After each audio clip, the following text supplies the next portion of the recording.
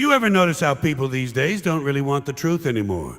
They just want something that looks like the truth. They want it in a shiny bottle with a soft focus label and preferably a slogan that makes them feel smart for believing it. That's society now. The big polished lie.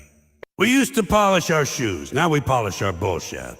We shine it up, spray it with perfume, and call it a progress. Somewhere along the way, we decided that honesty doesn't sell, but packaging does. Take television commercials, every single one is just a lie with lighting. You see some guy brushing his teeth and suddenly he's running a marathon, winning a Nobel Prize and getting the girl. All because of toothpaste. Toothpaste. I've been brushing for years and the only thing I've ever won is gingivitis. But it's not about clean teeth, it's about clean illusion. They want you to feel like your mouth is saving the world. Because the real product isn't toothpaste, it's the fantasy of being someone who gives a damn about toothpaste. That's what people buy now. The image of caring. You ever walk into a store and see the eco-friendly aisle? Rows of plastic bottles proudly screaming as save the planet. Yeah, save the planet by making more plastic. It's the same logic as setting your house on fire to keep warm. Everything's got a logo, label, and a little green leaf somewhere on it. They slap on words like organic, a natural, and sustainable, because those words don't mean anything anymore. They're just polite lies we use to feel morally superior while we destroy everything a little slower. Even the word "a natural" got hijacked. It used to mean something like from nature. Now it means we added color number 5 instead of number 6. You see a natural flavor on a label and think, oh good, straight from Mother Earth.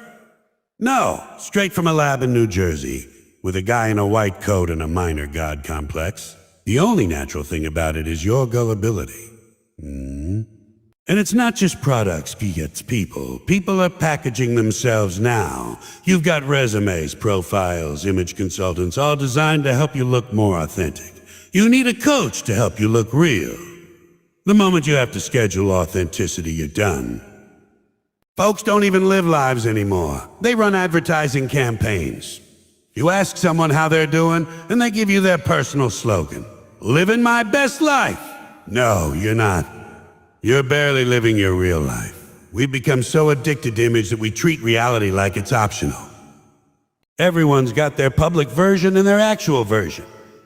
And we make damn sure the public version looks good. We iron it, polish it, run it through filters, and pretend that's who we are. The truth is hidden somewhere in the laundry, covered in coffee stains and unpaid bills. But no one wants to see that. We want the glossy brochure version. You ever notice the news works the same way? The news doesn't tell you what's happening. They tell you what it looks like is happening. The graphics spin, the theme music swells, and there's a guy with perfect hair telling you that the world's on fire, but with enthusiasm. They give disasters nicknames and logos, like hurricanes were game shows. Tonight on Disaster Watch 2007, they turn misery into primetime entertainment, then cut to a commercial for antidepressants. It's the same network selling you both the problem and the solution. Now that's efficiency. And the audience eats it up because we're trained to prefer style over substance. We want our lives comfortable, like a soft couch. The truth is uncomfortable. It makes you think, it makes you question. Lies just let you nod and keep scrolling. That's why every politician looks like a salesman at a used car lot. They've got smiles so fake they should squeak when they open their mouths. They promise everything. Hope, change, unity, lower prices, free ice cream on Thursdays. And we believe it, not because we trust them, but because they look trustworthy. We vote for faces, not facts. Politics is the ultimate performance art. They stand there in perfectly tailored suits, waving to people they wouldn't share an elevator with. You could put a talking refrigerator on stage, and if it said a "God bless America" with a tear in its freezer door, half the country would vote for it. Because that's what people want now. Symbols, not sense. Even religion got into the packaging business. Once upon a time, faith was about humility and mystery. Now it's about branding and merchandise. You've got designer Bibles, glow-in-the-dark rosaries, and televangelists selling a miracle water for $49.95 plus shipping. Spirituality's got a logo now, a theme song, and a mailing list. People want salvation. but they want it to look good on a coffee mug. And education, oh, don't even start. The schools are supposed to teach kids how to think, but instead they teach them how to perform. Everything's about appearances, grades, awards, participation ribbons for showing up. We tell kids, be yourself, then grade them on how well they copy everyone else. The education system is just another factory making polished little lies called graduates. You get a degree that says you're smart, not proof that you actually learned anything. Then you hang it on the wall to prove you're legitimate, like a hunting trophy from the jungle of conformity. The workplace is even better. Companies now have value statements printed on glossy posters with pictures of people skydiving or shaking hands. Integrity, teamwork, innovation. All while they're laying off half the staff and moving production to the cheapest bidder. But as long as the break room has motivational posters, people feel like they're part of something noble. They don't realize they're part of something profitable. There's a difference. Even our apologies have become performance pieces. Nobody just says, "I'm sorry, I was wrong." No, it's got to be a carefully crafted statement approved by 3 lawyers and a PR team. "I'm sorry if anyone was offended." That's not an apology. That's a polite middle finger wrapped in empathy paper. You're not sorry you did it. You're sorry someone noticed. We've replaced sincerity with strategy. Everything's calculated for optics. You can't even donate to charity without a hashtag anymore.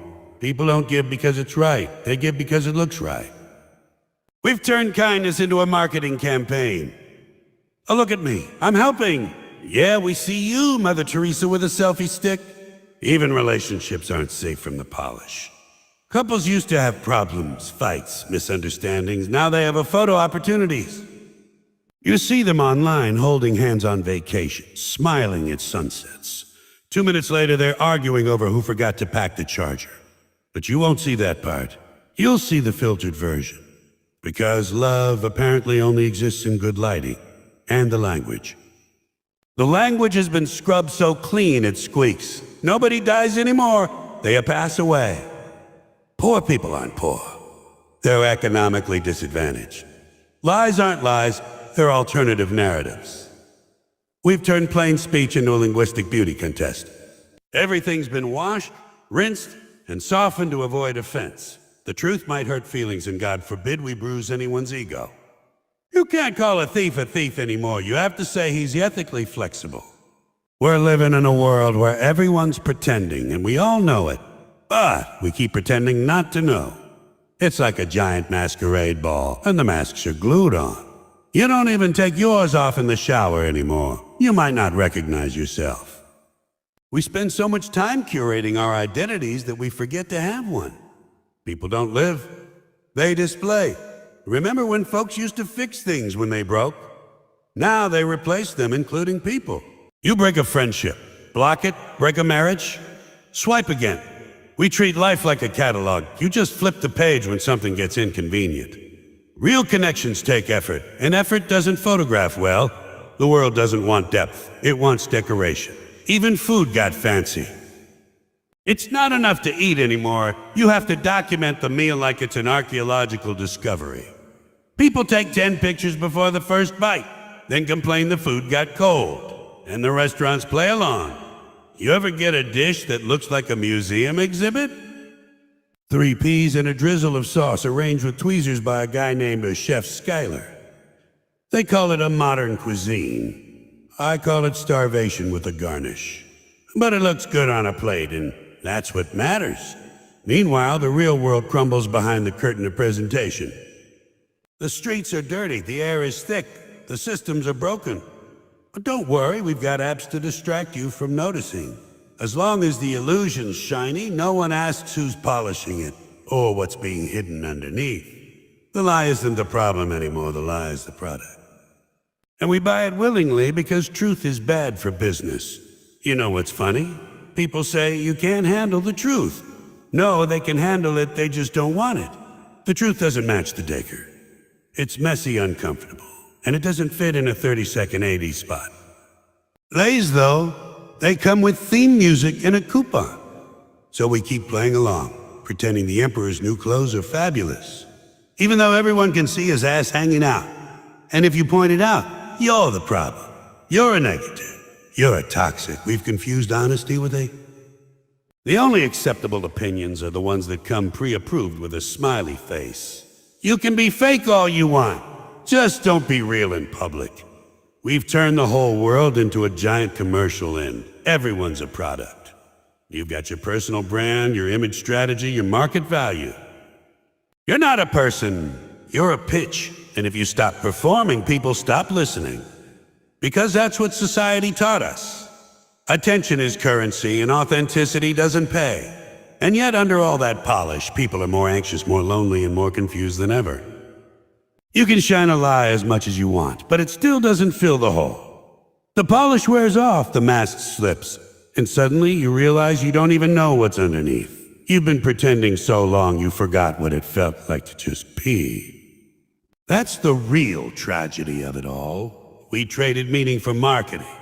We used to look for truth in conversation, art, experience. Now we look for it in brand endorsements and catchphrases. The world became one big commercial break, and the only thing we learned is how to sell ourselves back to ourselves. Maybe one day the polish will wear thin enough for people to see what's under it. Maybe we'll remember that the truth doesn't need a logo, a slogan, or a publicist.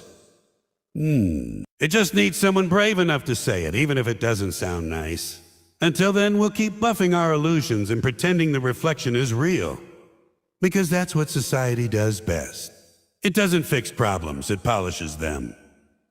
And when the shine finally fades, all that's left is the same old dirt waiting for the next coat of lies to cover it again. You ever notice how everybody's full of good intentions these days? Everybody's got a cause, a slogan, a mission statement. Nobody wants to do anything, but everybody wants to stand for something. Because standing is easier than moving. That's the trick. People figured out you don't actually need to act, you just need to announce. That's why every other person's walking around like a public service announcement with legs. I support this. I'm raising awareness for that. Congratulations, you raised awareness. What's next? Maybe you could raise a hammer and actually build something. But no, raising awareness is the new national sport. It's perfect. It looks noble, it feels moral, and it requires absolutely no effort. You just post a slogan, wear a ribbon, and you're done. Hero of the week. People walk around like, I'm against hunger. Really? You cracked the code. What a revolutionary stance. Who's for hunger? Who's out there waving banners that say, let's keep them starving? But you can't tell people that. They'll call you insensitive. Because we live in a world where talking about fixing things is more important than actually fixing them. The world has become one big group therapy session. Everyone's sharing their feelings, making statements, holding conferences. No one's changing a damn thing. It's all smoke signals of sincerity. Do we care? We stand united. Our thoughts are with you. Thoughts, the cheapest currency there is. Our thoughts and prayers. The great refund policy for human responsibility. You can't fix anything with a thought, but you can sure look like you care. That's what matters now. The appearance of caring. You can see it everywhere. People have become experts at the performance of virtue. You don't need to be good. You just need to look good while pretending. They call it being socially conscious. I call it being cosmetically moral. We're a generation of people who think compassion comes in convenient packaging, pre-washed, fragrance-free, cruelty-free, and definitely selfie-compatible. You ever notice those charity events where celebrities show up to help the poor? Yeah, help them by walking down a red carpet wearing jewelry worth more than the GDP of a small country. Well, we're here tonight to support the hungry. Well, maybe you could start by eating a little less yourself, sweetheart. And the audience applauds, takes photos, and goes home feeling warm inside. Nothing changed, but everyone looked compassionate. That's what counts. And it's not just the rich, it's everyone. We've all joined the cult of good intentions. You don't even need to know what you're supporting anymore. People will join any cause as long as the logo looks cool. They'll wear a bracelet, share a hashtag, and move on before the next coffee break. We've turned morality into a fashion trend. Now this season, empathy is in. Remember when doing good used to mean actually doing something, like volunteering, helping someone, sacrificing time or money. Now it's all digital. Click share, post done. You can solve global problems without leaving your chair. World hunger? Retweet it. Poverty? Share a meme. Oppression? Upload a filter. You can fix the whole planet before breakfast and still have time for yoga. We've created the illusion of participation without the burden of action. It's activism for people who don't like getting their hands dirty. We're drowning in slogans. Every group, every movement, every company's got one. Just do it, think different, save the planet, and people believe it. They think wearing a slogan is the same as living by it. It's not. Wearing a t-shirt that says a pizza doesn't make you Gandhi, it makes you a mannequin. But nobody cares because it looks right. And that's the only morality that matters now. The visual kind. Even governments love this game. You notice how every big problem gets a catchy name in a committee? A task force, initiative, a national awareness week. They'll make posters, run ads, hold press conferences, and nothing ever changes. But the language sounds so noble. We're committed to change. Committed, that's a great word. It sounds serious, but it doesn't mean anything. It's the word people use when they plan to do nothing but want credit for thinking about it. Oh, we're committed to finding solutions. Well, I'm committed to losing weight, but this cheeseburger keeps interrupting me. The system figured out something brilliant. If you feed people enough hopeful language, they'll stop demanding results. You just tell them, we're working on it. They'll go back to watching sitcoms. People don't want justice. They want the feeling of progress, and that's what they're sold. The feeling. Progress is just another brand now. They don't fix problems. They repackage them with better lighting. The funniest part? The same people who talk the loudest about change are the ones least willing to change themselves. Everybody's an activist until it's inconvenient. You'll see people screaming about pollution online on a brand new smartphone made from rare metals mined by kids. But that's okay because they used an eco-friendly hashtag. People talk about equality while hiring cheap labor. They talk about freedom while locking their doors. Hypocrisy's not just accepted anymore, it's a feature. As long as you mean, well, you're off the hook. We've created a moral economy based on intentions instead of